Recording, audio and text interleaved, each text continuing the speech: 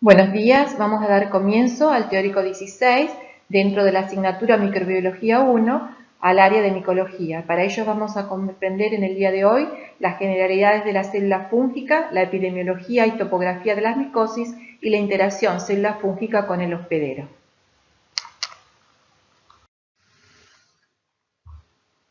En esta diapositiva encontramos la bibliografía de acuerdo a la cursada que vamos a realizar y se va a basar en los seminarios y clases teóricas de la cursada.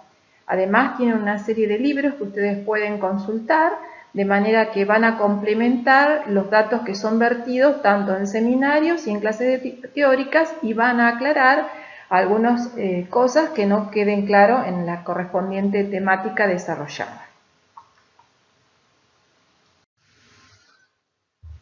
Al final de la clase, el alumno deberá poder responderse a los siguientes objetivos. Deberá conocer la estructura, la nutrición y el metabolismo de la célula fúngica. Conocer las principales biomoléculas fúngicas por el interés que presentan, ya sea porque son blanco de acción de antifúngicos o porque inhiben los mecanismos de respuesta inmune del hospedero. Conocer los mecanismos de la reproducción fúngica, porque la reproducción es la base de identificación del microorganismo de los seres, los hongos, y de la ubicación taxonómica en el reino fungi, en la patogenia y en el diagnóstico micológico. Proveer de términos de uso frecuente en el área de micología. Vamos a destacar un poco la importancia que tienen los hongos en la vida del ser humano. Si nosotros tenemos en cuenta que los hongos son importantes en la industria alimenticia. ¿Por qué ellos son importantes en la industria alimenticia? Desde el momento que nosotros bebemos un vaso de vino, una copa de cerveza o una bebida alcohólica, ellos participan en el proceso de la fermentación alcohólica para darnos esa bebida apetitosa, pero también si comemos un trozo de pan, ellos participan en los procesos que hacen que la masa leude, que la masa se eleve. Además participan en el proceso de maduración de los quesos, por ejemplo, Penicillium camembert, en la maduración del queso camembert, Penicillium roquefort, en la maduración del queso azul, y además constituyen fuentes de proteínas, ya que es conocido la importancia en la alimentación que tienen los pleurotius o los champiñones. También los hongos participan en la industria farmacéutica. El primer antibiótico que se describió, que fue la penicilina, se obtiene a partir del metabolismo del Penicillium notatum, y que fue descubierto en forma así accidental, debido a que Fleming observó que en una placa donde estaba este microorganismo no desarrollaban las bacterias, y así se desarrolló la penicilina. También los hongos son productores de antifúngicos, o sea, hongos que producen sustancias que controlan a otros hongos. Pueden ser productores de vacunas, pero los hongos también intervienen en la naturaleza. Ellos son los biodescomponedores por excelencia, o sea, la principal función que tienen a cargo los hongos es de descomponer toda esa materia orgánica que lleva a la superficie de la Tierra, el exoesqueleto de los artrópodos, las hojas, los tallos de los vegetales, toda esa materia orgánica que cae sobre la superficie de la Tierra es importante porque ellos la van a descomponer. Tal es así que hay autores que postulan que si no existieran los hongos, el hombre no podría sacar la nariz por encima de toda esa materia orgánica que se acumularía sobre la superficie de la Tierra. Ellos actúan en condiciones ambientales, en condiciones de humedad y de temperatura, o sea, por ello la temperatura óptima de la mayoría de los hongos es alrededor de 28 grados. Y las condiciones ambientales son las que favorecen el desarrollo de los hongos. Ellos también participan de procesos que llamamos de biodegradación y participan en el biodeterioro de los materiales, y de ahí la importancia que tienen ellos en la descomposición de nuestros propios alimentos. Bueno, también son productores de sustancias tóxicas, de toxinas. Entonces puede suceder que los hongos invaden sustratos, como por ejemplo puede ser un grano, y ellos en condiciones de humedad, de temperatura, desarrollan sobre el alimento, sobre el sustrato, y producen toxinas. Estas toxinas tienen la característica de ser termoestable y por más que se elimine por calentamiento al hongo, la toxina constituye el principal peligro en estos casos. Y acá lo que me estoy intoxicando es porque me comí la toxina, o sea, es la ingesta de los metabolitos tóxicos de los hongos lo que estamos ingiriendo. Y este cuadro es lo que nosotros llamamos como micotoxicosis. Muchas veces podemos ingerir un macrohongo tóxico y esta ingestión de estos hongos tóxicos es lo que se llama micetismo. Por ejemplo, en el caso de amanita, que es la que está representada acá, un hongo que es alucinógeno, que puede consumirse en forma accidental o en ritos religiosos o culturales y puede causar desde alteraciones gastrointestinales hasta la muerte. Otro ejemplo lo incluye a especies de amanita muscaria y otros, psilocibe mexicana, el vela esculenta. Son todos hongos que produce la ingestión de estos macrohongos, produce lo que llamamos micetismo. Otro proceso que vamos a encontrar que los hongos producen en el hombre es la alergia. Pueden producir mecanismos de hipersensibilidad tipo 1, fundamentalmente asma y rinitis por especies fúngicas de la biota ambiental, por ejemplo, por especies de Aspergillus, por especies de Penicillium, por Alternaria. De la misma manera que se produce estos mecanismos de hipersensibilidad por otros alergenos, como son el polvo, el polen, se produce por la presencia de los esporos que están formando parte de la biota ambiental. Algo que nos va a ocupar durante todas estas clases teóricas y estos seminarios, en forma virtual o presencial, si tenemos la oportunidad, es la infección, o sea, el desarrollo de los hongos sobre los tejidos de los hospederos. Como consecuencia de ese desarrollo del hongo sobre los tejidos del hospedero, van a desarrollarse mecanismos de respuesta inflamatoria y mecanismos de respuesta celular o humoral. Fundamentalmente una respuesta tipo Th2, en general no es un proceso protectivo para los hongos. Entonces vamos a tener los procesos que llamamos de infección fúngica, o sea, la micosis. La célula fúngica presenta un sistema de membrana que envuelve todas sus organelas, el núcleo, de ahí que hablemos que los hongos son organismos eucariotas. Existen dos tipos de talo, el talo unicelular, característico de la célula levaduras, y el talo multicelular, que es característico de los hongos miceliales o filamentoso. Así la célula fúngica se diferencia de otros reinos por su organización estructural, por su forma de crecimiento, por su forma de nutrición y por su forma de reproducción. Por su forma de reproducción se pueden originar propágulos que llamamos esporas o conidios, que puede ser de origen asexuada o sexuada. Por su forma de crecimiento podemos decir que los hongos crecen, en el caso de los hongos filamentosos, en forma apical. En caso de las levaduras crecen en forma isodiamétrica. Acá en estas imágenes vemos el desarrollo en cultivo, en placas de Petri, de diferentes tipos de hongos. Hongos filamentosos o miceliales y hongos levaduriformes con un aspecto más bien cremoso, húmedo, sobre diferentes medios de cultivo. En los dos tipos de talos que se observan en la célula fúngica, el talo filamentoso o micelial y el talo levaduriforme, globoso, se encuentran todas las estructuras, la pared celular, la membrana citoplasmática, mitocondria, retículo endoplásmico, núcleo, nucleolo. Y podemos observar en esta imagen una hifa que corresponde a un talo micelial y en el cual se observan prolongaciones que salen desde la membrana citoplasmática y dejan un poro central. De manera que esta hifa es una hifa tabicada. Mediante ese poro central viaja material citoplasmático y eventualmente los núcleos. ¿Hacia dónde? Hacia el extremo apical, donde se van a concentrar las vesículas.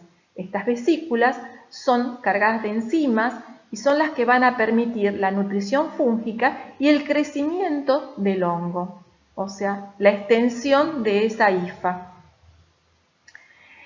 En el ángulo inferior izquierdo vamos a encontrar una hifa que se encuentra teñida con hematoxilina eosina como consecuencia de haberse realizado una biopsia y se observa la hifa tabicada.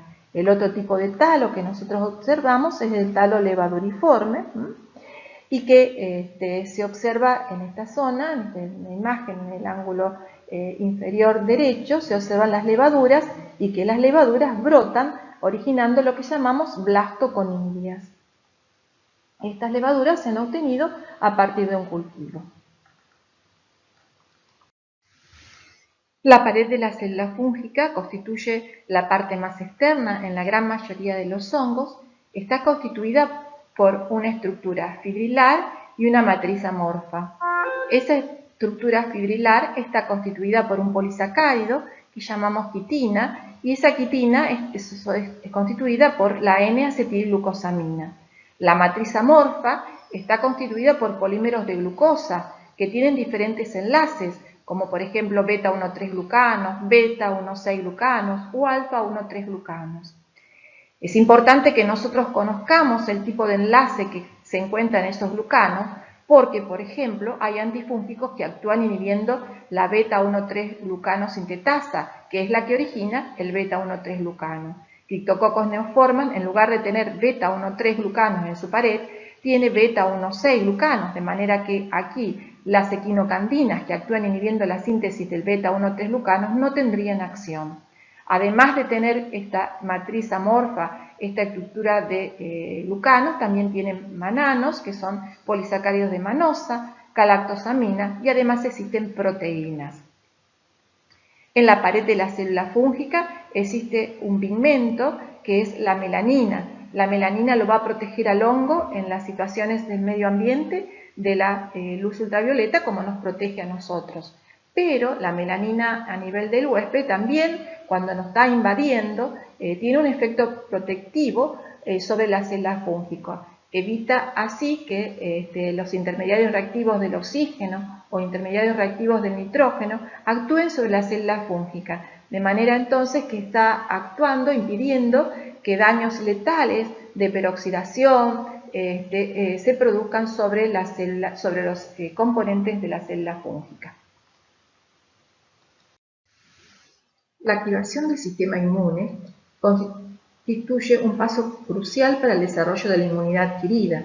La respuesta está mediada por receptores de reconocimiento de patrones, los PRR, que reconocen patrones moleculares asociados a patógenos, o sea, los PAMs. La pared celular fúngica es una fuente de PAMs, la cual promueve una respuesta inmune que puede resultar perjudicial para el hongo. Entre los receptores de reconocimiento de patrones figuran de forma destacada los receptores de tipo TOL, los cuales reconocen con selectividad un amplio número de variados complejos de PAM, moléculas características de los microorganismos como los lipopolisacáridos, los mananos, los ácidos nucleicos. Tras el reconocimiento de estas moléculas propias del microorganismo por parte de los receptores de reconocimiento de patrones, en especial los Toll-like receptors, se desencadena una respuesta inmune al activar la producción de mediadores inflamatorios como un gran número de interleuquinas, los interferones y el factor de necrosis tumoral TNF-alfa. La lectina 1 es un receptor de tipo lectina C, es de importancia en el reconocimiento del beta-1,3-glucano presente en la pared fúngica. Este glucano es una potente molécula proinflamatoria.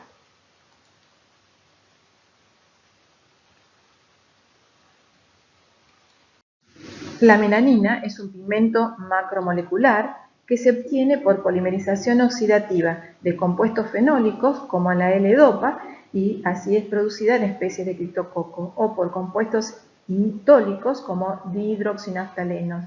Es producida tanto en vivo como in vitro.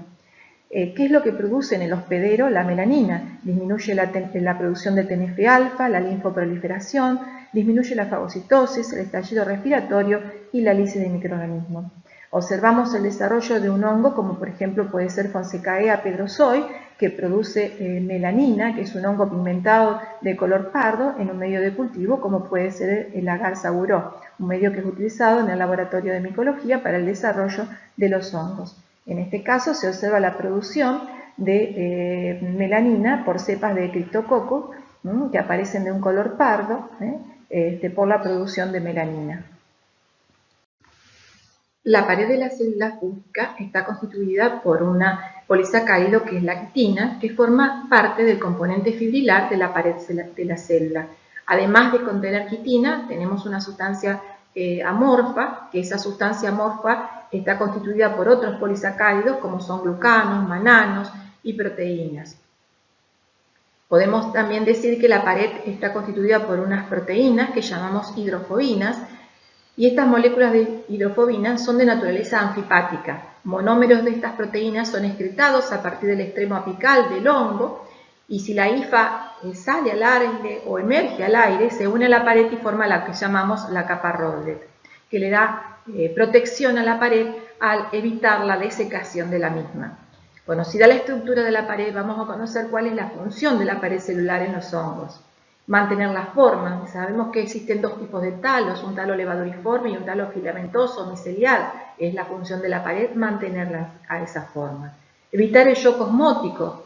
O sea, sabemos que si nosotros tenemos una célula fúngica desprovista de pared, o sea, sin pared, y la ponemos en un medio hipotónico, entrará el material líquido desde el medio externo hacia el medio interno de la célula.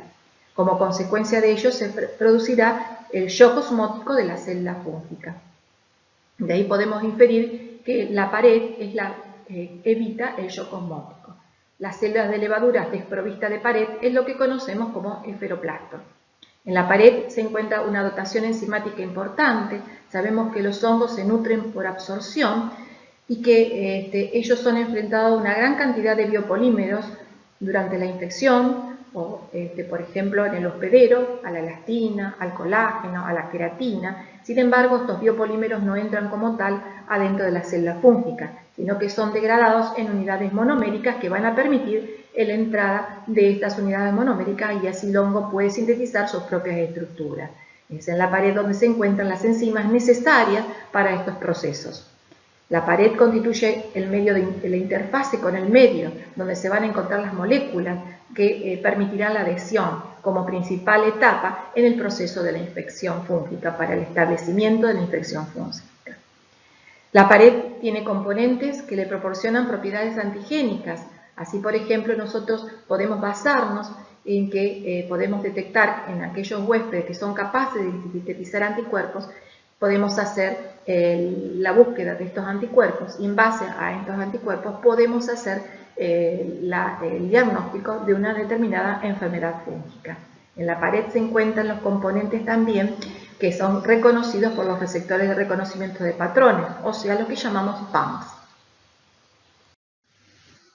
Luego de la pared de la célula fúngica encontramos la membrana citoplasmática o membrana plasmática. Esta membrana plasmática, que tiene una estructura de una bicapa fosfolipídica, como toda estructura de membrana, está constituida por fosfolípidos, por carbohidratos y por proteínas. Tenemos allí proteínas estructurales, o sea, por ejemplo, las proteínas que son capaces de sintetizar los componentes de la pared. Allí se encuentran, por ejemplo, la beta-1,3-glucanosintetasa, la actinsintetasa, o sea, son proteínas estructurales. Pero hay otras proteínas que son funcionales, como son las permeasas, transportadores, que van a definir qué unidades monoméricas van a entrar al interior de la célula fúngica. Y de ahí que la membrana tenga una permeabilidad selectiva, y esa permeabilidad selectiva está dada por la presencia de esos transportadores o permeasas.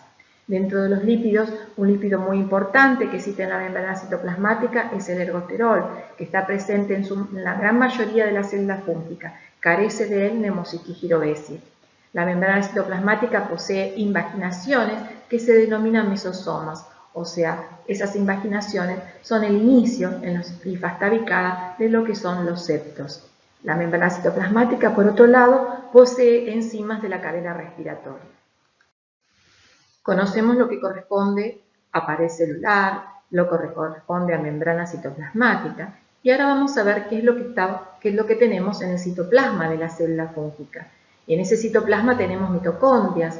Las mitocondrias contienen ADN autorreplicable, y las mitocondrias varían el número y las condiciones de las mitocondrias según se esté respirando en condiciones aerobias o en condiciones anaerobias. Algunos hongos son anaerobios facultativos. Así, por ejemplo, el hongo que esté aceptando el oxígeno como aceptor de electrones va a tener una gran cantidad de mitocondrias con las crestas bien desarrolladas. En cambio, aquel hongo que esté produciendo procesos de fermentación va a tener pocas mitocondrias con las crestas pocas desarrolladas. Además tenemos el retículo endoplásmico que genera microvesículas. Estas microvesículas están cargadas de enzimas hidrolíticas que son las que van a permitir la nutrición de la célula fúngica. Esas microvesículas que tienen las enzimas son vehiculizadas hacia el extremo apical en los hongos filamentosos a través de un citoesqueleto que está presente en la célula fúngica. Ese citoesqueleto está formado por microtúbulos que tienen una proteína muy importante que es la beta-tubulina y microfilamentos que contienen lactina. De manera que ese citoesqueleto es responsable de la circulación de las organelas y la separación de los cromosomas durante la división celular. Tenemos ribosomas, que los ribosomas son de 80S, a diferencia del ribosoma bacteriano que es de 70S. Y además tenemos vacuolas, por ejemplo, los hongos almacenan los hidratos de carbono en forma de glucógeno, o sea, podemos encontrar vacuolas con glucógeno. En el interior de la célula fúngica también encontramos el núcleo. Las células fúngicas pueden ser uninucleadas o multinucleadas. En el caso que sean las células fúngicas multinucleadas, diremos que cada núcleo controla una porción de citoplasma. Cuando tenemos varios núcleos, esos núcleos pueden ser todos iguales, entonces diremos que, o sea, que todos tengan la misma información genética, diremos que esa célula es homocariótica. En cambio, si tenemos núcleos diferentes, diremos que la célula es heterocariótica. Poseen nucleolo y la membrana nuclear es doble y posee poros. Esos poros permiten la comunicación del núcleo con el citoplasma, es decir, por allí va a pasar el RNA mensajero. El número de cromosomas es variable y dependiente de la especie. Así, por ejemplo, en Saccharomyces cerevisiae, ese número de cromosomas es 17, en Aspergillus nidulan es 8. Por fuera de la pared, en algunos hongos existe cápsula, sobre todo en Cryptococcus neoformans, que tiene un talo levaduriforme, y esa cápsula se pone en evidencia con tinta china, de manera que a través de un contraste, porque la tinta china no penetra al interior de la cápsula, se pone en evidencia esa estructura que forma parte de este hongo especial que es Cryptococcus neoformans. Está compuesta la cápsula por mucopolisacáridos como el gluconosilomannano y el galactonosilomannano. Es un factor de virulencia con propiedades antifagocíticas como toda cápsula y además le proporciona protección al hongo de los intermediarios reactivos del oxígeno y del nitrógeno, evitando que estos intermediarios sean letales para los componentes de la célula o para ciertas moléculas de la célula fúngica. Hemos conocido así a la estructura de la célula fúngica. Ahora vamos a ver cómo el hongo se nutre, cómo lleva a cabo los procesos de nutrición para desarrollar, para crecer y para formar todas las estructuras que corresponden al micelio de reproducción. Los hongos son organismos que son heterótrofos, o sea que requieren una fuente de carbono más o menos elaborada, a diferencia de los autótrofos, que en presencia de la energía solar transforman al dióxido de carbono y agua en energía química, o sea en glucosa, y adquieren los nutrientes por absorción. La nutrición absortiva le permite vivir a los hongos estableciendo diferentes interrelaciones con la materia orgánica y pueden ser descomponedores o simbiontes o parásitos. Cuando ellos viven sobre la materia orgánica muerta, se establecen como saprobiontes. Y cuando se establecen con la materia orgánica viva, son parásitos. En tanto que la simbiosis es cuando se establece una relación entre dos microorganismos en los cuales ambos se benefician. Así, por ejemplo, tenemos los líquenes, que son asociación de un alga con un hongo, o las micorrizas, que son asociaciones de las raíces de las plantas con los hongos. En esta asociación, ambos se benefician porque los hongos permiten explorar una mayor superficie a la raíz de las plantas y a su vez el hongo se beneficia porque adquiere nutrientes que la planta le da y le proporciona un nicho protegido. Los hongos secretan enzimas hidrolíticas y ácidos que descomponen los biomoléculas a las cuales ellos son enfrentados en moléculas más simples. De esta manera pueden ser absorbidas esas unidades monoméricas por parte del hongo. Presentamos un claro ejemplo de cómo los hongos se nutren, o sea, con la nutrición absortiva y la digestión extracelular. Si nosotros tenemos acá una hifa de un hongo que crece sobre la superficie de la piel, donde en la superficie de la piel tenemos una proteína que es la queratina, entonces este hongo, frente a la presencia de queratina, va a producir las queratinasas, esas enzimas que son producidas en el retículo endoplásmico rugoso y van a ser vehiculizadas por el citoesqueleto hacia los extremos de crecimiento de la hifa, van a ser volcadas en el medio externo. En el medio externo la queratina va a ser degradada en unidades monoméricas. Para que se produzca la digestión extracelular se requiere de humedad. Luego esas unidades monoméricas van a entrar al interior de la célula y en el interior de las células van a penetrar a través de los transportadores que están en la membrana citoplasmática. El hongo, a partir de esas unidades monoméricas, va a sintetizar todos los componentes que requiere para que la célula fúngica funcione, o sea, para su desarrollo, para su crecimiento y para su diferenciación, el hongo se nutre. Lo mismo ocurre si estamos en presencia de una célula de levadura.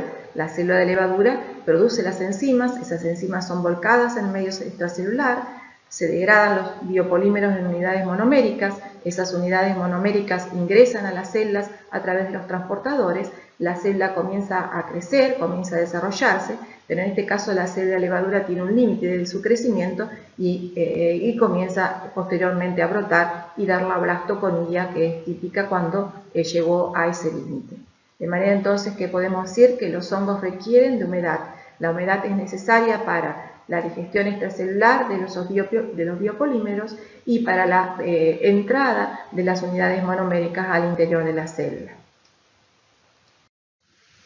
En la segunda mitad del siglo pasado, por la década del 60 aproximadamente, Monod estableció la clasificación de los seres vivos en 5 reinos. Para esta clasificación de los seres vivos tuvo en cuenta el tipo de célula, si la célula era procariota o si era eucariota, y además el tipo de nutrición. Los hongos, según esta clasificación, encontraron su propio reino, donde ellos tenían un tipo de célula eucariota y se nutren por absorción. El metabolismo fúngico no difiere para nada del metabolismo que tenemos todos los seres eucariotas.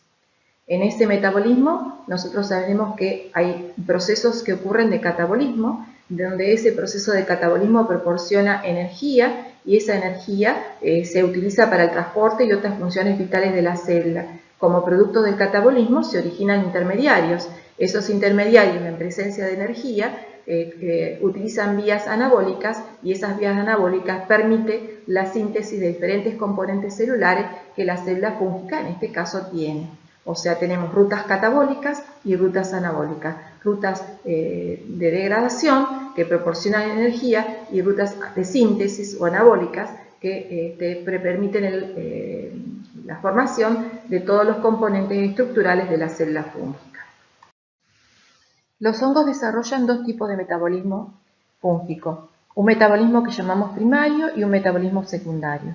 El metabolismo primario se produce durante todas las etapas de crecimiento de la célula fúngica, o sea, en la fase exponencial de crecimiento, en la fase de desaceleración de esa fase exponencial.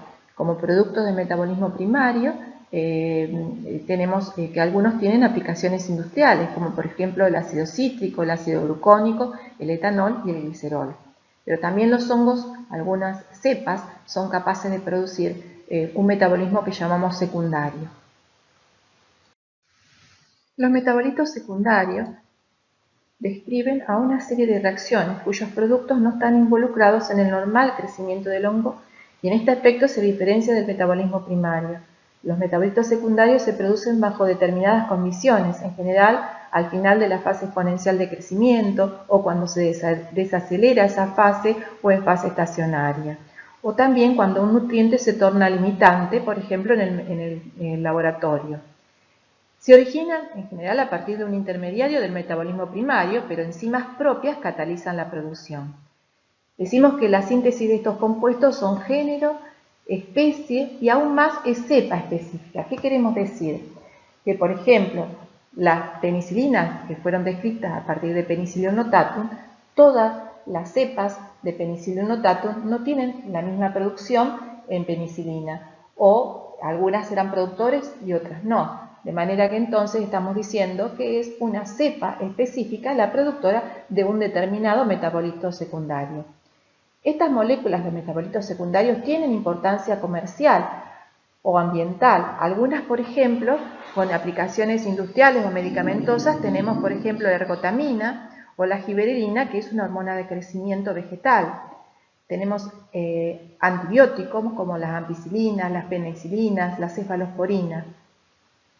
Las micotoxinas, que nosotros tenemos también como metabolitos tóxicos, donde tenemos aflatoxina, gliotoxina, cerealonona, alcaloides del ergot, tricoteseno, y se han identificado más de 300 micotoxinas. La mayoría de las intoxicaciones por micotoxinas, que las conocemos con el nombre de micotoxicosis, son como consecuencia de la ingestión del alimento contaminado, o sea, por la producción de la toxina en el alimento.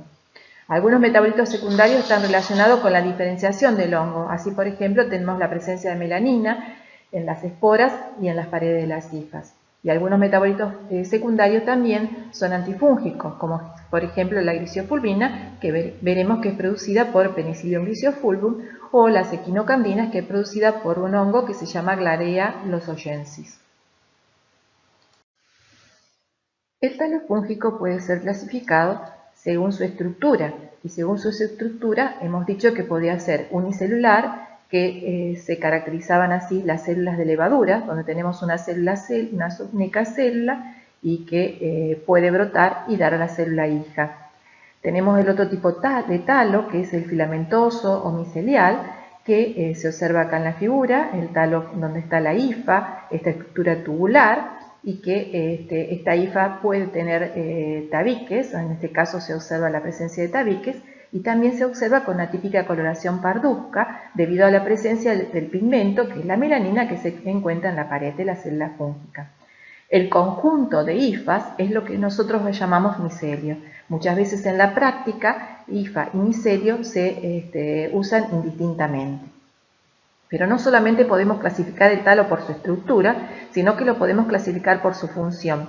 Y así, dependiendo de la función que cumple, el talo será vegetativo o será de reproducción. En el mismo crecimiento de la célula fúngica vamos a tener va a tener una parte que corresponde al talo vegetativo, que va a cumplir la función vegetativa, y parte que va a tener como característica la perpetuación de la especie, y entonces va a cumplir una función de reproducción. Entonces podemos decir que según la función, el talo vegetativo va a cumplir las siguientes funciones. Cumple la función de nutrición, o sea, de nutrir a la célula fúngica, la función de crecimiento, la función de resistencia y la función de fijación a un determinado de un sustrato, mientras que el talo de fructificación es el encargado de la reproducción del microorganismo y además de la conservación de la especie a distancia en el tiempo. Se encuentra en esta diapositiva el talo esquematizado, el talo unicelular o levaduriforme. Podemos decir que ese talo unicelular o levaduriforme puede tener un tamaño desde 3 a 80 micras, dependiendo del tipo de célula que se trate. Así, por ejemplo, una levadura del género Cándida, que tiene el tipo de talo levaduriforme, tiene un tamaño más pequeño, mientras que la levadura que constituye a Paracoccidioides brasiliensis en su forma parasitaria tiene un tamaño mucho mayor, entonces puede llegar a 50, 40, 50 micras y tiene la característica de una brotación múltiple. Estas células, tanto la célula de Paracoccidioides como la célula de Cándida, se separan la célula madre y la célula hija por brotación y posteriormente el estrangulamiento. Mientras hay otros hongos que se produce la brotación, pero la separación de la célula madre y la célula hija se produce por tabicamiento. Las células, hay un correlato entre las características microscópicas que tienen las células de levadura y las características macroscópicas que se observan en el desarrollo de la colonia. Así, por ejemplo, las células levaduras tienen todas una característica de ser más bien cremosas. En el caso de las levaduras pueden tener un color que puede ser blanco, puede ser rosado o puede ser algunas hasta levaduras de color oscuro, color pardo, hasta negro. Vamos a ver ahora qué ocurre con el talo levaduriforme, o sea, con la levadura. La levadura brota, o sea, emite una gema, un brote, y ese brote es lo que llamamos blastoconidio. Esa célula hija vuelve a brotar sucesivamente y ese brote queda unido. Así, una sucesión de brotes unidos es lo que llamamos pseudohifa o pseudomicelio.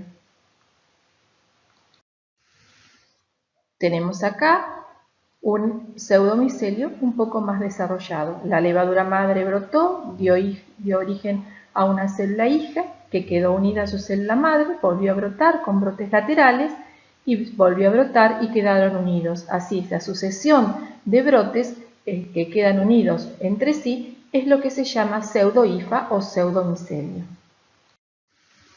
En el laboratorio, las células de Cándida pueden desarrollar sobre medios especiales y producir la presencia de pseudohifas o pseudomicelio. Esto es, una levadura brota, los brotes quedan unidos y a la célula madre vuelve a brotar y así se forma una cadena de pseudomicelios. Muchas veces se pueden observar, especialmente en Candida albicans o en Candida dubliniensis, la formación de clamidoconidias en el extremo de esa sucesión de brotes o pseudohifas o pseudomicelio, como nosotros llamamos, que son elementos de resistencia y que tienen la característica, estas clamidoconidias, de presentar una pared gruesa con un alto contenido de material citoplasmático, de material de reserva. El talo filamentoso, que también lo podemos definir como el talo micelial o micelio, se caracteriza por tener estas estructuras tubulares, y esas estructuras tubulares pueden tener septos regularmente espaciados con un diámetro de 2 a 5 micras, y en general hablamos que el talo es tabicado. El otro tipo de talo que nosotros conocemos es el talo cenocítico o no tabicado, que es mucho más ancho, de 10 a 15 micras, y que las hifas pueden presentarse en forma tubulares o dobladas, retorcidas. Por el hecho de no presentar tabiques, hace que se quiebren y se doblen. Es importante, cuando yo estoy evaluando en el diagnóstico si un paciente tiene un micelio filamentoso tabicado o no tabicado, pues la evolución es totalmente diferente. En general, los hongos cenocíticos desarrollan cuadros de evolución mucho más agudas que los hongos tabicados.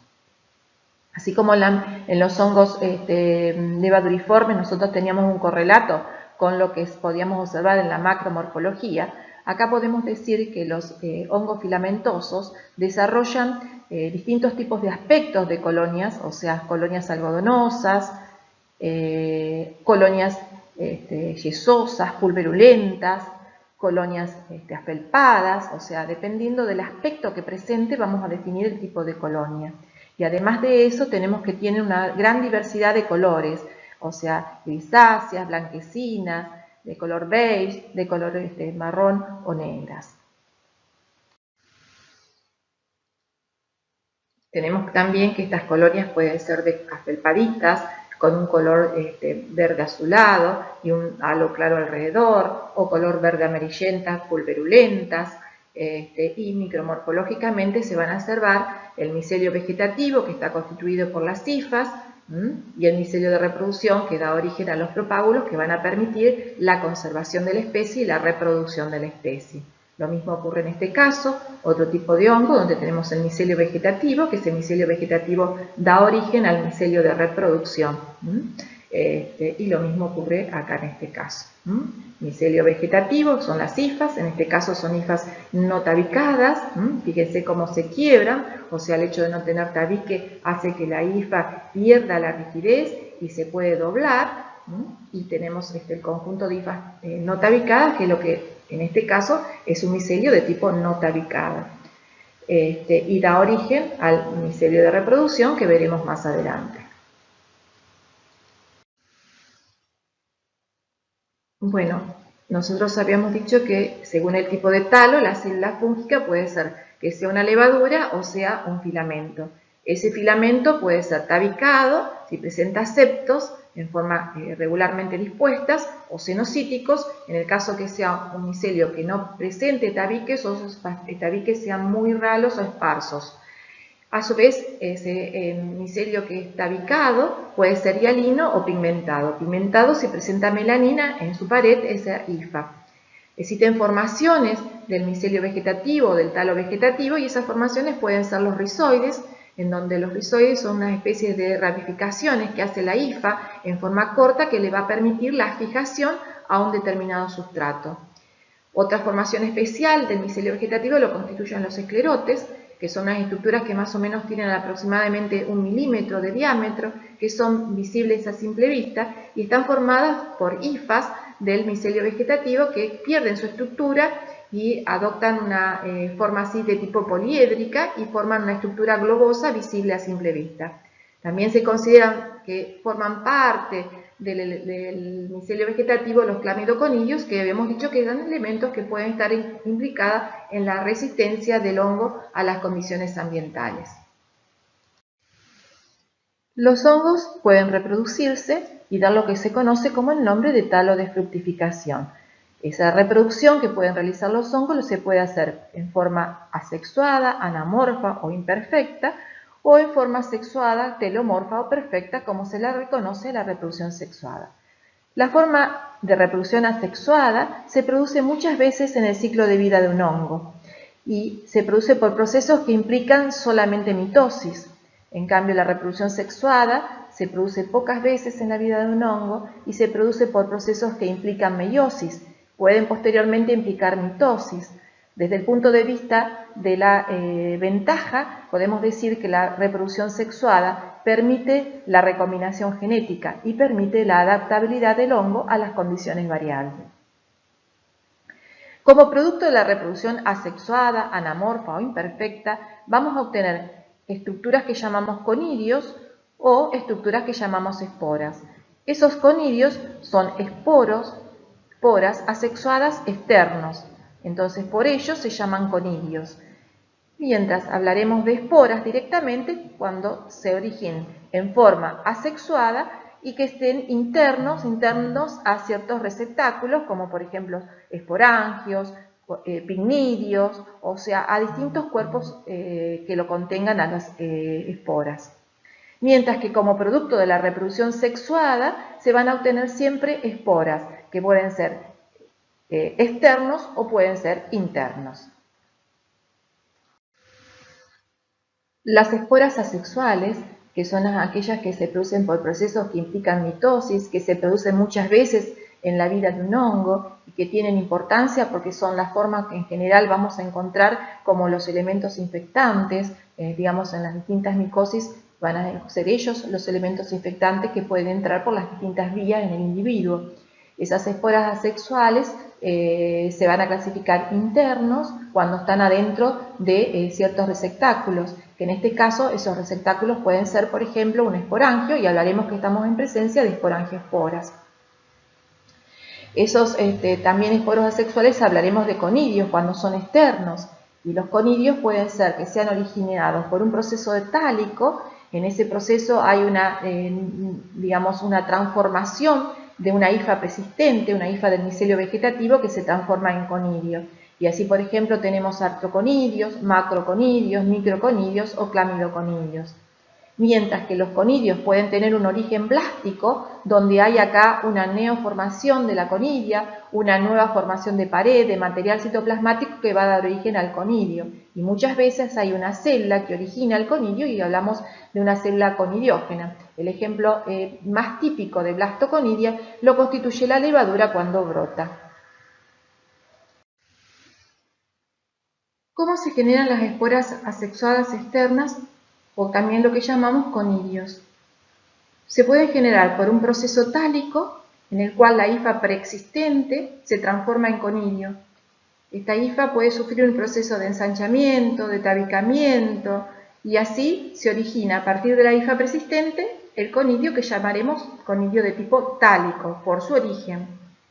Hay otro tipo de conidio que se llama blástico. Ese conidio blástico se origina a partir de una síntesis de nuevo de pared, de material citoplasmático, a partir de una célula que puede ser una célula conidiógena o la misma célula de levadura en el proceso de brotación para dar el blastoconidio genera nueva pared, nuevo material citoplasmático y es también un conidio que es de tipo blástico. Así por su origen tenemos distintos tipos de conidios representados en este gráfico, en esta diapositiva. Los talos conidios, acá la hifa persistente se ensancha, se tabica y forma estas conidias que por su tamaño diremos que son macroconidias. O puede formar estas conidias pequeñas que llamaremos microconidias. O puede la hifa persistente fragmentarse en una cadena de artroconidias y también estamos frente a un mecanismo que es la formación de taloconidias. O puede ser que la célula de levadura brote con generación de nuevo material citoplasmático, nueva pared, membrana citoplasmática y da origen al blastoconidio. O en esta sucesión de cadenas de conidias que son producidas a partir de una célula conidiógena simplemente por procesos de brotación. Entonces, estamos sintetizando nueva pared, material citoplasmático, entonces el proceso por el cual se generan estas cadenas de conidias es un proceso blástico y hablaremos que estamos en presencia de blastoconidios. Habíamos dicho que según el origen de las conidias podíamos tener que los conidios podían ser tálicos, o sea, aquellos conidios que se van a originar a partir de una hifa preexistente que sufre la transformación en conidio. Así, por ejemplo, en este caso, esta hifa va a sufrir la transformación en conidios por sucesivas tabicamientos y formación de lo que llamamos artroconidios. Se observa la fragmentación de esa hifa en sucesivos artroconidios. Continúa la fragmentación y comienzan a separarse esos artroconidios. Visiblemente más separados se originaron la sucesión de artroconidios a partir de una hifa preexistente. Por eso el tipo de conidiación en la cual estamos presentes origina los conidios como llamamos conidios tálicos. Dentro de la o imperfecta o anamorfa, que se produce directamente por procesos que llamamos mitosis, se encuentran esporas asexuadas que son internas, que llamamos directamente como esporas. Y así, por ejemplo, podemos obtener que sean internas a una estructura que es el esporangio y en su interior tenemos todas las esporangiosporas. Estas estructuras esporangio con esporangiospora se observan en hongos que tienen la característica de tener un micelio no tabicado o cenocítico, los conocidos que están dentro de un orden que se llaman mucorales. También podemos tener picnidiosporas que están adentro de una estructura que llamamos picnidios y son esporas, las picnidiosporas, que se producen también por fructificación asexuada o imperfecta, por mitosis y están adentro de una estructura que llamamos picnidio. En este ejemplo veremos una espora asexual completamente diferente producida por hongos que pertenecen a la división mucoromicotina. Las esporas se producen en una estructura cerrada en forma de saco que se denomina esporangio. El esporangio se encuentra sostenido por una estructura que llamamos esporangióforo y que en general emergen del sustrato.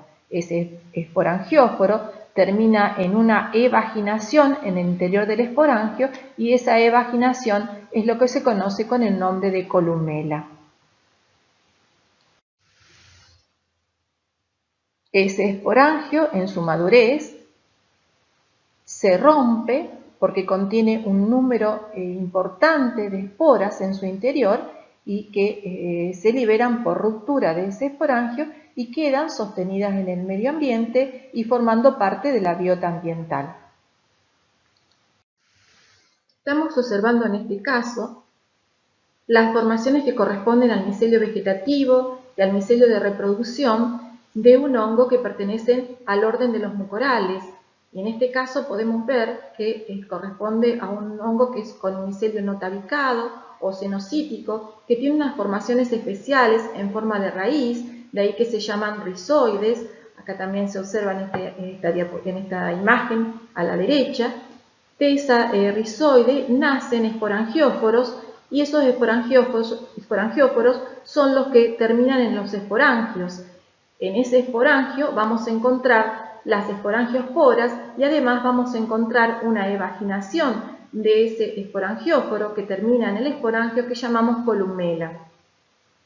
Esos esporitos que nosotros observamos, como se encuentran adentro de una estructura globosa que es el esporangio, son esporos internos, se habla de esporos. Esos esporos son los que son diseminados por el aire y que van a contaminar, digamos, distintos alimentos, el pan, lo van a enmohecer. Y muchas veces en el pan enmohecido ustedes van a observar cómo se forma una película grisácea, y en esa película grisácea es que estamos viendo todos los esporangios con sus esporangiosporos en su interior.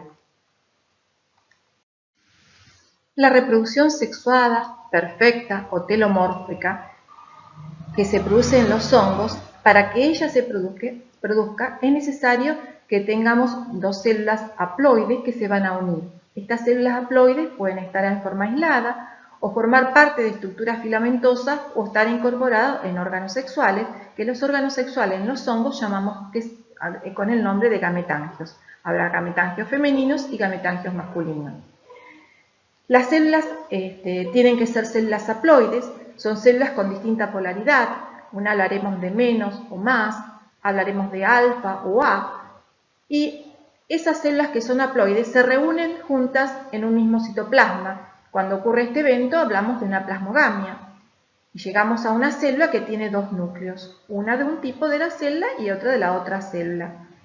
Posteriormente va a ocurrir un proceso que llamamos cariogamia. En este proceso de cariogamia llegamos a un núcleo que es diploide, y luego vendrá el mecanismo reduccional, que es la meiosis, con la probabilidad de una recombinación genética, y luego puede haber o no mitosis, una o más rondas de mitosis.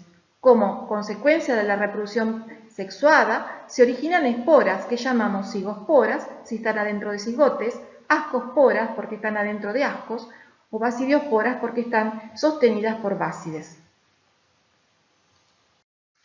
Para comprender un poquito mejor la reproducción sexuada, vamos a hablar del caso de las levaduras.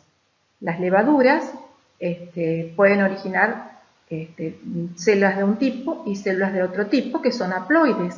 Ambas células de un tipo y del otro se reúnen en un mismo citoplasma y ocurrió lo que denominamos plasmogamia. Acá tenemos una célula que tiene dos tipos de núcleos.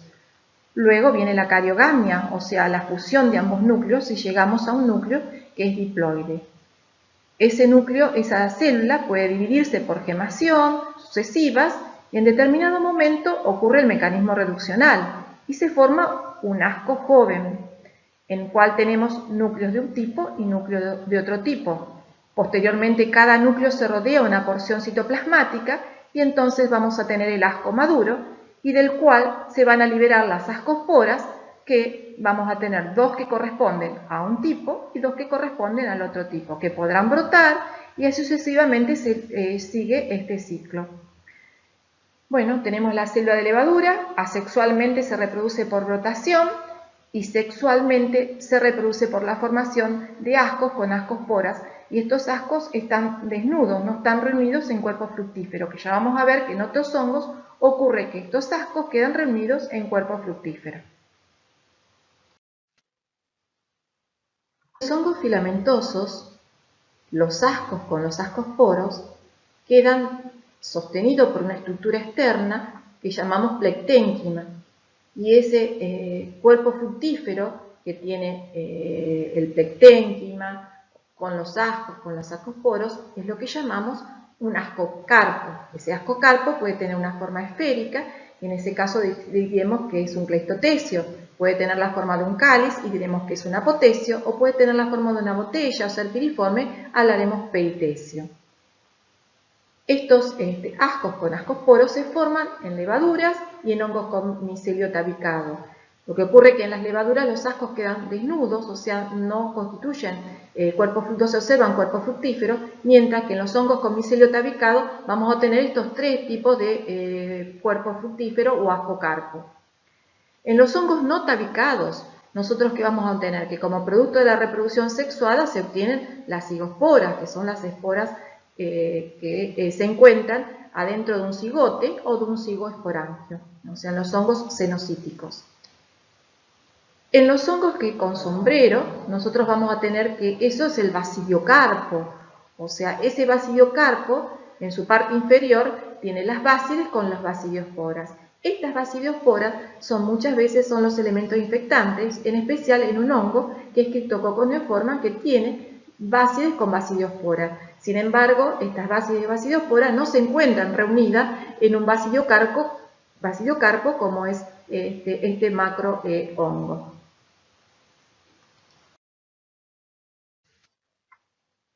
En resumen, podemos decir que la fructificación sexuada origina esporas sexuadas internas. Esas esporas sexuadas internas, si están dentro de un cigote o cigoesporangio, hablaremos de una cigospora, que son características en los hongos con micelio cenocítico. Las ascosporas se encuentran en el interior de ascos, en levaduras, que van a estar como ascos desnudos. En cambio, en los hongos con micelio tabicado, van a quedar reunidos con un ascocarpo, y de acuerdo a la forma que tiene ese ascocarpo, hablaremos de un peritecio, de un apotecio o de un cleistotecio. Las esporas sexuadas pueden ser externas, y en quienes, externas a básides, y vamos a tener las basidiosporas. En quienes la podemos tener en las levaduras, por ejemplo, en Cryptococcus neoformans, como hablamos, y en hongos macroscópicos, o sea, los hongos, lo que llamamos macrohongos, hongos de sombrero. De esta manera, los hongos pueden tener un ciclo de vida asexual, mediante las cuales se originan esporas o conidios, dependiendo, digamos, del tipo de hongo, o pueden tener un ciclo de vida sexual, en la cual se originan esporas como producto de la reproducción sexuada. Bueno, ahora nosotros tenemos un aislamiento fúngico que queremos identificarlo. ¿Cómo se realiza la identificación en el laboratorio de microbiología? O sea, un aislamiento que puede provenir de un material clínico. Ese aislamiento que nosotros tenemos que identificarlo, ¿en qué lo vamos a basar? Nos vamos a basar primero en el tipo de talo, si es un micelio o es una levadura, si es un hongo filamentoso, si ese filamento está tabicado o no está tabicado, y además cuáles son las estructuras reproductivas, o sea, asexuadas y sexuadas. Así, si es un hongo filamentoso, podemos ponerle un nombre según las estructuras asexuadas y otro nombre según lo identifiquemos según las estructuras sexuadas. Así, por ejemplo, Ectoplasma cassulatum, que es un hongo que se aísla en la clínica del laboratorio de microbiología, le ponemos según las estructuras asexuadas. Y a Hyelomyces capsulatus según las estructuras sexuadas. ¿Qué pasa si el talo es levadura? En el talo levaduriforme van a tener que sumar a los criterios morfológicos los criterios bioquímicos para poder identificar al microorganismo en cuestión. Las reglas actuales de identificación de microorganismos permiten que los hongos tengan un único nombre, ya sea el anamorfo o el telomorfo. ¿Cuál? El más antiguo, el más usado clínicamente por la comunidad científica, de manera que lleve a la menor confusión posible.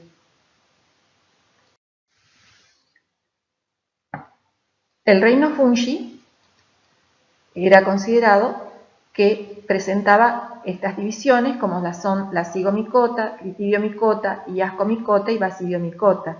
Esta es la vieja clasificación del reino fungi. Esta clasificación fue cambiada actualmente por esta que se encuentra en el ángulo inferior de esta diapositiva, donde encontramos el reino fungi con un subreino que es el subreino Dicaria. En este subreino Dicaria están incluidos los hongos que producen ascos con ascosporos como ascomicotas y los hongos que producen básides con basidiosporos como basidiomicota. Los hongos basales incluyen una serie de divisiones donde encontramos las glomeromicota y dentro de estas glomeromicota un subfilum o subdivisión. Dentro de las mucoromicotinas se encuentran aquellos con micelio no tabicado o cenocíticos que no habían sido incluidas hasta en las ascomicota o las basidiomicota. Acá en las mucoromicotinas se encuentran los hongos con micelio no tabicado y los que eran antiguamente conocidos con el nombre de zigomicota. Un sistema de clasificación está compuesto por grupos jerárquicos, los cuales se subdividen según el grado de relaciones que tienen lugar entre ellos. Podemos mencionar las siguientes categorías: reino, subreino, filum o división, subfilum o subdivisión, orden, familia, clase, género y especie. Cuando hacemos este camino, en realidad lo que estamos haciendo es identificando el microorganismo, llegamos a la identificación. Cuando podemos llegar a la identificación de la cepa, entonces estamos haciendo un proceso que llamamos tipificación. Acá, para hacer la identificación de la cepa, o sea, la tipificación, ya no lo hacemos por criterios microbiológicos convencionales que hemos arribado hasta ahora por las características morfológicas, macroscópicas y microscópicas. Acá, para la tipificación, debemos usar métodos moleculares que me van a permitir a mí decir con qué grado de homología esta cepa es idéntica a otra cepa, que puede ser responsable de un brote que podamos tener por algún tipo de aislamiento fúngico. Si nosotros queremos instaurar las categorías taxonómicas a un determinado microorganismo, como por ejemplo Cryptococcus neoformans o Cryptococcus gattii, nosotros vamos a saber que este microorganismo pertenece a la familia Cryptococcaceae, al orden de los criptococales, si lo hemos hecho por la forma anamorfa o la reproducción anamorfa. Si lo hacemos por su fase telomorfa, pertenece a la Basidiomycota, al orden de los filobasidiales, a la familia Filobasidiaceae, al género Filobasidiela, con la especie Basilospora y Neoforma. Esto lo ha dado el sistema internacional, el Código Internacional de Nomenclatura, que es un código botánico.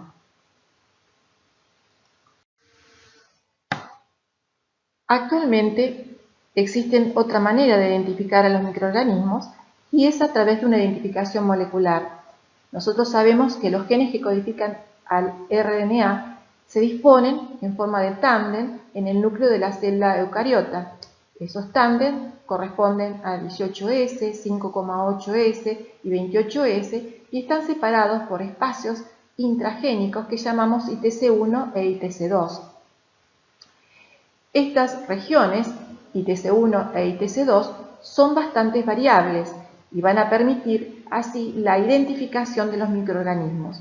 Si nosotros usamos la reacción de la polimerasa en cadena, mediante que usamos como cebadores o como primer, que levantan esta región, o sea que incluye parte del 18S del ADN ribosomal, los espacios ITC1 e ITC2, la región de los 5,8S y parte de la región de 28S del ribosomal.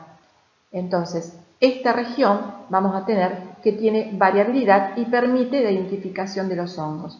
Pero para ello tendremos que hacer una serie de cosas. O sea, tenemos que primero hacer de la célula fúngica la extracción del ADN.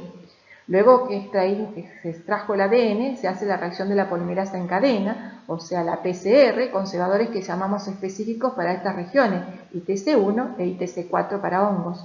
Posteriormente se puede hacer una secuenciación. Cuando se hace una secuenciación, uno tiene una determinada secuencia de nucleótidos que están ordenados en una determinada forma y se lo ha asimilado ese orden de nucleótidos como si fuese un código de barra. Ese código que tenemos para ese microorganismo es comparado con secuencias de bases que están disponibles digamos como en el GenBank, o sea, secuencias de bases que son de dominio público, que permiten establecer con un cierto grado de identidad la identificación del microorganismo. Y si no, lo que se puede hacer es establecer relaciones filogenéticas, o sea, ver que todos los aislamientos que pertenecen a un mismo género y especie tienen un mismo ancestro. Entonces, en base a ello van a agrupar juntos en ese árbol filogenético y lo vamos a poder identificar de esa forma al microorganismo. Ahora podemos dar algunos conocimientos que ya tenemos sobre los hongos, que son organismos eucariotas, que carecen de clorofila, cuya pared celular contiene polisacáridos como la quitina y su membrana citoplasmática contiene ergosterol, a excepción de Pneumocystis jirovesi que carece de ergosterol. Son heterótrofos, son absorbentes, pueden vivir sobre la materia orgánica estableciendo distintas relaciones como saprobiontes o parásitos. El cuerpo del hongo se llama talo y ese cuerpo puede ser unicelular en los hongos levaduriformes o puede ser pluricelulares en los hongos miceliales. No forman tejido, la respiración es aerobia estricta o anaerobia facultativa, pueden fermentar azúcares y la reproducción se produce por medio de esporas o conidios que son de origen asexuado o sexuado. El dimorfismo fúngico se presenta en un grupo pequeño de hongos, pero de gran importancia en la micología médica. De esta manera podemos decir que los hongos dimórficos son los que presentan distinta morfología dependiendo de dónde se encuentren. Así van a presentar una forma saprofítica cuando se desarrolla en el suelo y una forma parasitaria que es la que se desarrolla en el huésped. Consideramos como dimorfos los siguientes agentes etiológicos: Paracoccidioides brasiliensis, Citoplasma casulum, Coccidioides posadaceae, Sporotrix hongos productores de cromoblastomicosis. Estos son típicos de nuestro país, o sea, en la Argentina existen regiones geográficas donde se los puede encontrar a estos agentes etiológicos. Penicillium marneferi se encuentra en el sudeste asiático, Coccidioides inmitis y Blastomyces dermatitidis en América del Norte. El principal estímulo para el dimorfismo lo constituye la temperatura y los nutrientes. El dimorfismo fúngico es un fenómeno complejo por el cual un hongo presenta diferentes formas, una forma saprofítica que la encontramos en el medio ambiente y una forma parasitaria que la encontramos en los tejidos del hospedero. Este cambio se produce porque el microorganismo entra, ya sea por vía inhalatoria o por vía traumática, y se encuentra con diferentes condiciones a las del medio ambiente, o sea, tiene diferente tensión de dióxido, diferente temperatura, diferente potencial redox y diferentes nutrientes con respecto a lo que tenemos en el medio ambiente. Así, por ejemplo, encontramos acá en el ángulo superior derecho una imagen que corresponde a la forma saprofítica de Histoplasma casulum, con conillas, macroconillas y microconillas pequeñas y un micelio de tipo tabicado. Esas microconillas entran por vía inhalatoria y en los tejidos del hospedero se los puede observar como una forma levaduriforme, una levadura típica en el interior de los macrófagos. En coccidioides especies, ya sea Immitis o Posadaceae, se encuentra su forma saprofítica que corresponde a un micelio filamentoso tabicado en la cual se observan artroconillas. Estas artroconillas entran por vía inhalatoria y se transforman en lo que es esferas con endosporos en su interior. Los hongos productores de cromoblastomicosis, como por ejemplo Scialophora verrucosa, presentan conidios que pueden entrar por vía traumática al organismo y se transforman en otras estructuras que son las células esclerotales o cuerpos fumagoides, de manera que podemos decir que no siempre el dimorfismo significa una transformación hifa-levadura. Acá es un ejemplo típico de 3 diferentes hongos dimórficos en la cual esa transformación no es siempre hifa a levadura. Ahora podemos comprender un poquito más los mecanismos por los cuales los hongos pueden ejercer su acción patógena, o sea, una alergia por mecanismos de hipersensibilidad, fundamentalmente por conidios de Aspergillus y de otros hongos ambientales, una forma tóxica que debido al consumo de toxinas que pues están presentes, digamos, en el alimento, no así el hongo, no necesariamente tiene que estar presente el hongo, en un proceso que llamamos micotoxicosis. Y acá llegamos al desarrollo de una acción tóxica por parte de los hongos debido a la ingesta de la toxina. Esa toxina que son metabolitos fúngicos secundarios, o sea, metabolitos del metabolismo secundario de los hongos, y que están generalmente producidas por Aspergillus flavus, Aspergillus parasiticus, especie de Fusarium, y hay diversas toxinas que son causantes de procesos que llamamos micotoxicosis. Por otro lado, también esa toxina puede estar incluida en el cuerpo de un hongo y en este caso me intoxico cuando como o consumo un macrohongo, o sea, los hongos tóxicos que no deben ser consumidos si no son bien identificados a nivel de género y especie. Así, por ejemplo, tenemos la manita y la especie de Clarices. Y los que van a ser motivos de encuentro durante todas las clases teóricas o las clases de seminarios que ustedes van a tener es cuando el hongo invade los tejidos del hospedero. Y acá tenemos un gran número de especies fúngicas como cándida, criptococcus, histoplasmas, aspergillus y pneumocystis, entre otros. En esta parte del desarrollo de la clase vamos a conocer un poco acerca de la epidemiología y la topografía de las micosis y la interacción de la célula fúngica con el huésped o hospedero. Antes de conocer un poquito acerca de la epidemiología y la topografía de las micosis, vamos a poder tener que clasificar a las enfermedades fúngicas. Y así, según el poder invasor del hongo, podemos clasificarlas en superficiales, por implantación traumática o micosis subcutánea y micosis sistémicas endémicas. Las micosis superficiales son las que tienen como localización en la piel, en la capa córnea de la piel, pueden comprometer las paneras, o sea, uñas y pelos, y también las mucosas. Las vías de infección, o sea, cómo ese microorganismo fúngico llegó a producir la micosis superficial, puede ser por vía endógena, porque el patógeno sea residente en la biota del individuo, o por ruta exógena, o sea, por contacto, hasta a través de humanos o por fomites. Las micosis por implantación traumática, como se las conoce ahora actualmente, antes se las conocía como micosis subcutánea, invaden el tejido celular subcutáneo, tienen un compromiso sobre la capa córnea y a veces en su poder invasor pueden llegar hasta comprometer el hueso y van diseminando por contigüidad. Estas micosis por implantación traumática se producen porque los agentes que la constituyen pertenecen a la biota ambiental y entran por traumatismo cutáneos vehiculizados con algún elemento, con una astilla, con una espina. Las micosis sistémicas endémicas, hablamos sistémicos porque hay un compromiso importante de los órganos de la economía, y endémicas porque son propias de algunas regiones de nuestro país. Invaden a todos los órganos y la vía de penetración es la vía inhalatoria fundamentalmente. De acuerdo a otra situación, podemos clasificar a los hongos de acuerdo a las condiciones que da el huésped para que el hongo desarrolle.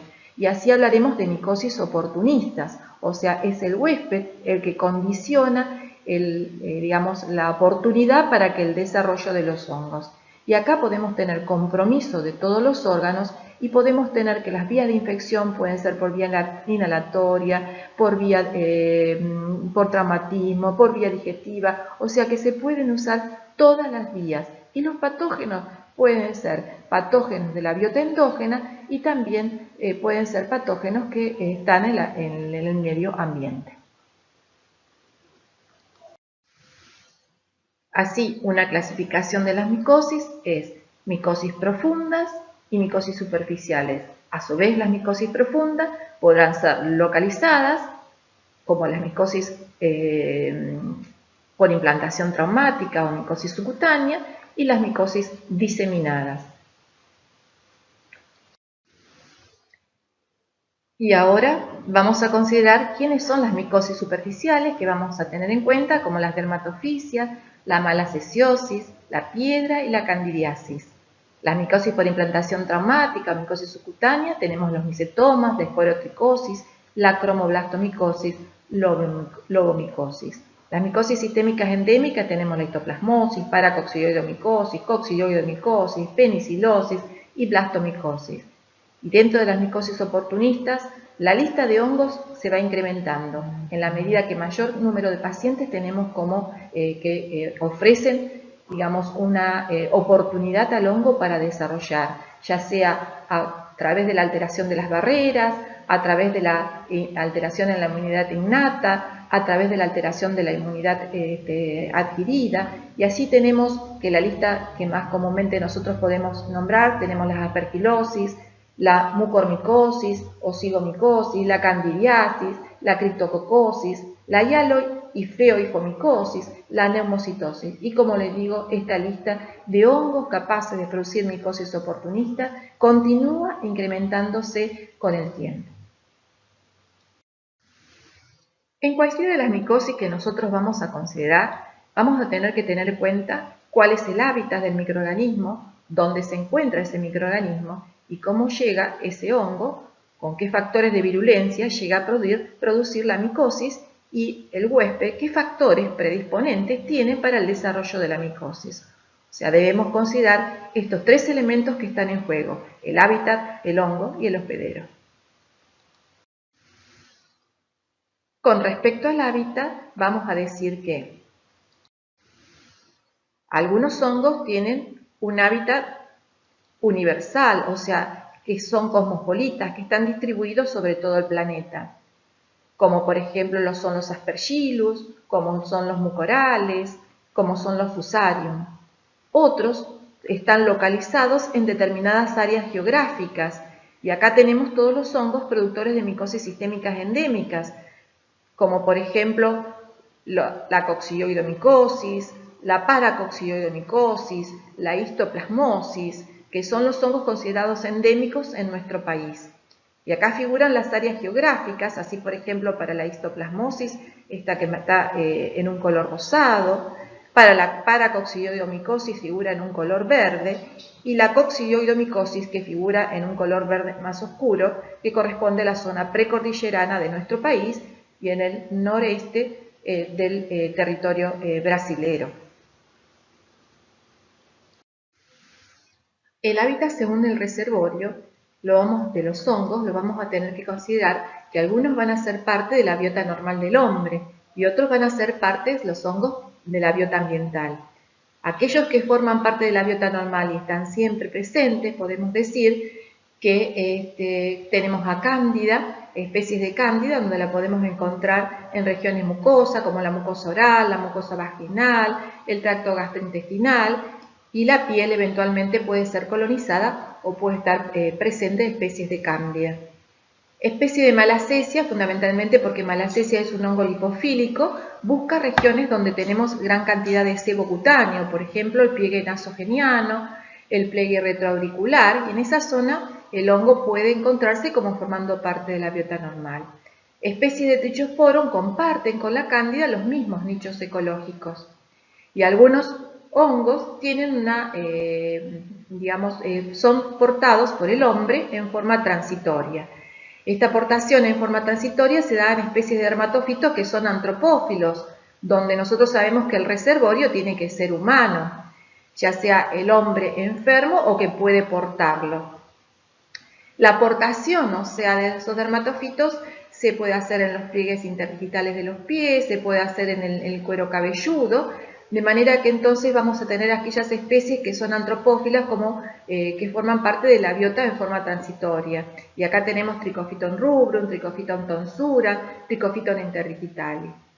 Otro microorganismo que también puede ser portado por el hombre en el árbol respiratorio, en el tracto respiratorio bajo, es Pneumocystis jirovesi. Esa aportación aumenta, sobre todo en casos de pacientes que tengan enfermedades pulmonares crónicas, va a aumentar la aportación por este microorganismo. Como formando parte de la biota ambiental, algunos hongos viven sobre restos vegetales y el suelo. De esa manera, estos hongos pueden entrar al individuo por vía traumática o pueden entrar al individuo por vía inhalatoria, y otros viven sobre los animales y de allí el animal puede ser la fuente de contagio para el hombre. ¿Cómo los hongos pueden producir lesiones cutáneas? O sea, estas lesiones cutáneas pueden ser porque directamente esté en contacto con algún microorganismo o porque haya colonización de la capa córnea. Y acá tenemos, en este caso, podemos tener a los dermatofitos que pueden utilizar la queratina y en ese caso pueden producir manifestaciones cutáneas de las dermatomicosis. O la misma levadura también, que coloniza la capa córnea y por factores endógenos puede dar lesiones fundamentalmente en los pliegues. También puede haber micro y macrotraumatismo que permiten la invasión del hongo a las capas más profundas, y en este caso tenemos los hongos que producen micosis profundas localizadas o micosis por implantación traumática. Pero también los hongos pueden llegar a producir manifestaciones cutáneas por diseminación hemática, por trombos que llegan e impactan en la piel y dar manifestaciones cutáneas. Acá tenemos los hongos productores de micosis sistémicas endémicas, pero también muchos hongos oportunistas, como lo son la cándida, los aspergillus, especies de fusarium. Según la vía de transmisión, la vía inhalatoria, los hongos tienen que tener partículas suficientemente pequeñas en su forma saprofítica, y esas partículas pequeñas son las que pueden entrar por vía inhalatoria y llegar a nivel del alvéolo, porque si no, los mecanismos defensivos del aparato respiratorio, las cilias y el mucus, hace que no lleguen a nivel del alvéolo si son más grandes, de mayor tamaño, mayores de 4 micras, y como consecuencia de ello pueden ser o expelidas o pueden ser deglutidas e ir al aparato digestivo. ¿Cuáles tenemos acá en estos hongos? Fundamentalmente, como ejemplo, podemos nombrar los hongos productores de micosis sistémicas endémicas, la histoplasmosis, la coccidioidomicosis, la paracoccidioidomicosis. Pero también hay otros hongos que son oportunistas que también pueden entrar por vía inhalatoria, porque recordemos que los hongos oportunistas pueden tener estas vías, como por ejemplo la aspergilosis puede tenerlo, la nemocitosis también, o sea, tenemos varios microorganismos que también penetran por vía inhalatoria. Para considerar los factores del hongo capaces de producir una micosis, debemos tener en cuenta lo siguiente: que hay hongos que son patógenos oportunistas. ¿Qué queremos decir que sean patógenos oportunistas? Que aprovechan determinadas condiciones, alteración en la inmunidad innata, alteración en la inmunidad adquirida, o sea, en la respuesta tipo Th1, alteraciones en las barreras, alteraciones metabólicas, y son en estos casos todos estos hongos patógenos oportunistas los que son capaces de producir enfermedad. O sea, la enfermedad va a aparecer, la micosis va a aparecer cuando existe una condición predisponente. Acá tenemos cándida, especie de cándida, pero la lista es bastante larga y no acaba. Patógenos primarios son aquellos que son capaces de iniciar una enfermedad en hospederos aparentemente sanos, como por ejemplo Histoplasma capsulatum, que es capaz de producir una infección. Individuos aparentemente competentes pueden producir lo que llamamos una micosis infección.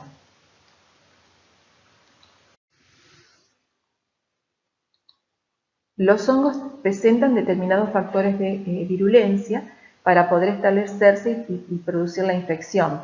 La habilidad para crecer en los tejidos del huésped requiere que la actividad metabólica por parte del hongo pueda realizarse a 37 grados para poder tomar y metabolizar los nutrientes derivados del hospedero. Además, los hongos deben poderse adherir para poder establecerse como principal paso durante la infección. Luego, para la invasión y la diseminación, los hongos cuentan con diferentes enzimas, proteinasas, fosfolipasas, que pueden facilitar la invasión dañando y degradando las membranas celulares y a las proteínas extracelulares, y como así también de toxinas, que también están implicadas en diferentes mecanismos durante la invasión y la diseminación. Por ejemplo, una de las toxinas que nosotros conocemos en Aspergillus fumigatus es la gliotoxina, que produce el enlentecimiento de la cilia del aparato respiratorio y daña también al aparato respiratorio, al tracto respiratorio. Por otro lado, sabemos que las hifas son capaces de sensar el contacto, la cual ayuda a dirigirse hacia las capas de las células de menor resistencia en los tejidos del hospedero. Esta propiedad que se denomina trictimotropismo. Pueden circular dentro de los fagocitos, dentro de los macrófagos o dentro de los neutrófilos, de manera de tener también un proceso de diseminación en los diversos tejidos del hospedero. Los patógenos fúngicos han desarrollado mecanismos de estrategia para la captación de elementos que son vitales para la célula fúngica. Así, por ejemplo, la captación de hierro tienen sideróforos y además pueden ser capaces de producir la reducción férrica en el interior de la célula. Tienen proteínas ligadoras de calcio, zinc, entre otros elementos que son vitales para el hongo y que actúan como cofactores en muchas reacciones celulares. Otros factores de virulencia que le ayudan a neutralizar los intermediarios reactivos del nitrógeno son la producción de enzimas como catalasa y superóxido de inmutasa. Con respecto al hospedero, podemos decir que contribuyen a impedir el establecimiento fúngico la integridad de la barrera epitelial, la integridad de las mucosas, las secreciones, el mucus, las lágrimas, las enzimas, la acidez gástrica. Y por otro lado, la biota, por la competencia por los sitios de adherencia y los nutrientes contribuyen a impedir el establecimiento fúngico.